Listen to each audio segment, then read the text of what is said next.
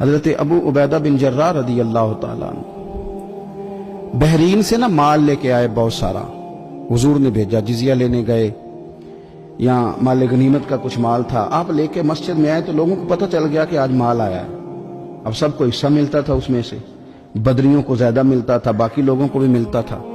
تو فجر کی نماز کے بعد لوگ گھروں کو جایا کرتے تھے, لیکن آج پتہ چلا نا مال آیا ہے. تو یہ سیاستہ میں حدیث موجود ہے, سب لوگ مسجد میں بیٹھے رہے.